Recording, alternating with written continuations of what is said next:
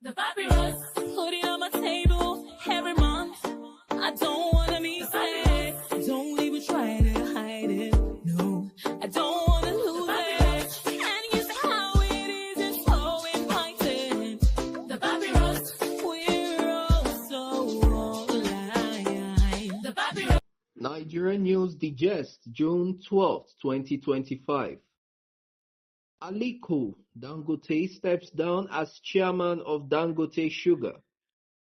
Tinubu decorates National Assembly leaders, honors pro-democracy heroes on Democracy Day. Senator Apoti Uduahan calls for equity, transparency in Democracy Day message. Zulum grants pardon to 66 inmates, commutes death sentences in Democracy Day gesture.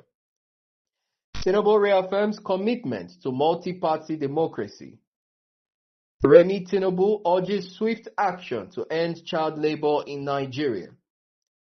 NHRC says democracy must mean human dignity. And now the news in detail.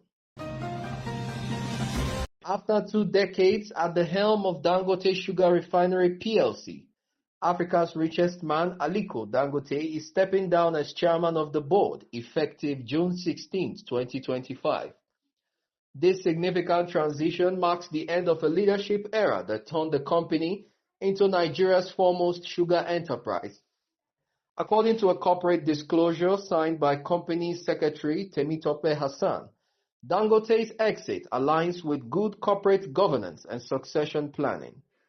Since assuming the role in 2005, Dangote spearheaded major growth projects, including backward integration programs, BIP, across Adamawa, Taraba, and Nasarawa, aimed at reducing dependence on sugar imports. The board announced that Mr. Arnold Ekpe, an independent non-executive director and former group CEO of EcoBank, will succeed Dangote. Ekpe brings extensive experience in banking and corporate governance, having led major financial institutions across Africa. Dangote was lauded for his exemplary leadership and unwavering commitment to the company's mission. And in another development, President Bola Ahmed Tinubu on Thursday led a momentous Democracy Day commemoration at the joint session of the National Assembly by decorating top federal lawmakers with national awards previously conferred. Senate President Godswill Akpabio and House Speaker Honorable Tajuddin Abbas received the Grand Commander of Nigeria title, GCON, while Deputy Senate President Ibrahim Barau and Deputy Speaker Benjamin Kalu were decorated with CFR. In a sweeping recognition of Nigeria's democratic history, Tinubu conferred posthumous awards on late democracy activists including Kudirat Abiola with CFR, Shehu Musa Yar'Adua GCFR, and Professor Humphrey Nwosu CON. Also honored were environmentalists Ken Saro-Wiwa CON and the 8 other members of the Ogoni Nine. Tinubu granted them a full presidential pardon, signaling national healing and reconciliation. Nigerian journalist icons such as Professor Wole Soyinka, GCON, Sam Amoka Pemu, CON, Kunle Ajibade, OON, Dapo Olorunyomi, OON, and Dare Babarinsa, CON, were also among the honorees, reflecting the administration's recognition of the press as a pillar of democracy. And now talking National Assembly matters, suspended Kogi Central Senator Natasha Akpoti Uduahan used her democracy message to press for deeper democratic values beyond elections. Honoring Chief MKO Abiola and other June 12 heroes, Akpoti Uduahan emphasized that democracy must translate into social justice, inclusion, and developmental impact. True democracy must uphold the rule of law, empower the weak, and protect dignity, she said. Encouraging increased citizen engagement, especially from women and youths, she called on Nigerians to actively shape governance outcomes. Despite her suspension, she reaffirmed her commitment to legislative transparency and inclusive governance, urging continued public vigilance to build a Nigeria that serves all, regardless of background.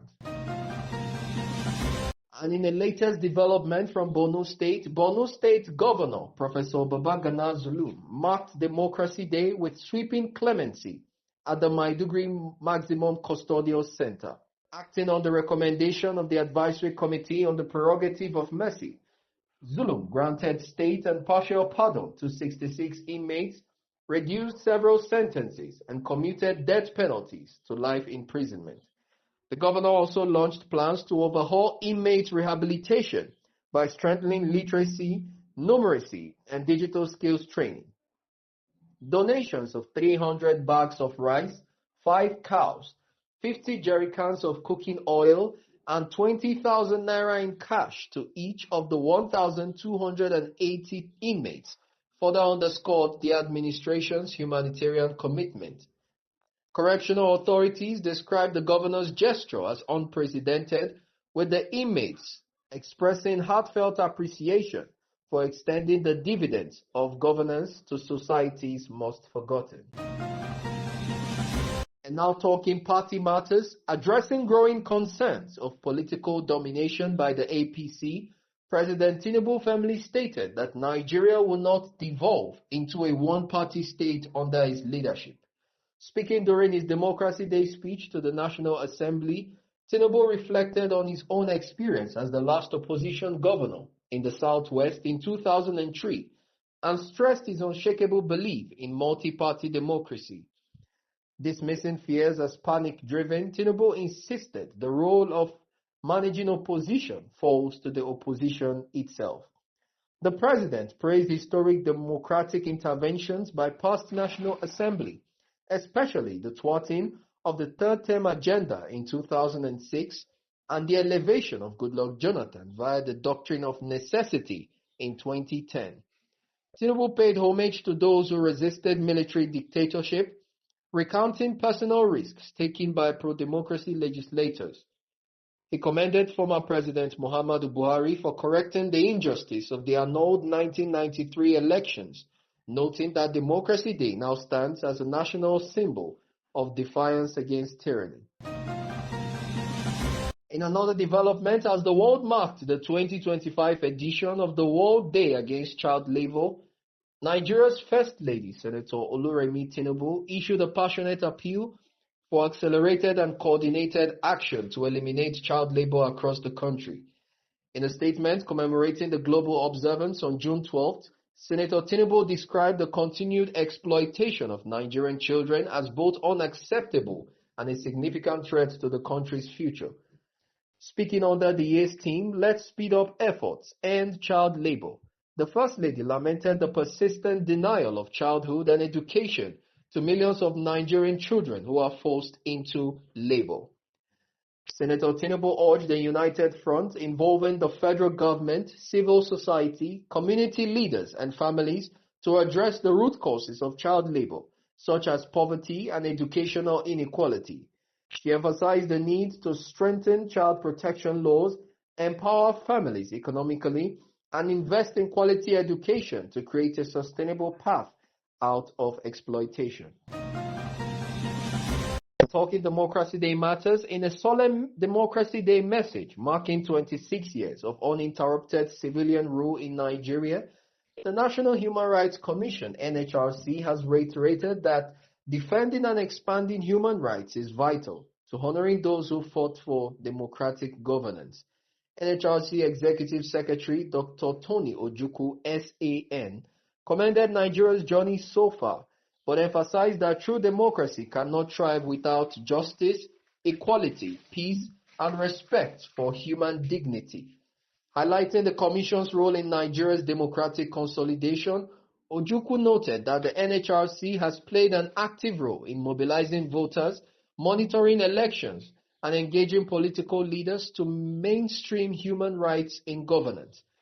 Prior to the 2023 general elections, the Commission held town halls with presidential and gubernatorial candidates to make human rights a campaign priority, an initiative Ojukwu pledged to continue. However, he expressed deep concern over rising insecurity, economic hardship, and the erosion of dignity that currently threaten the progress made in the last 2 decades. The papyrus, put it on my table every month.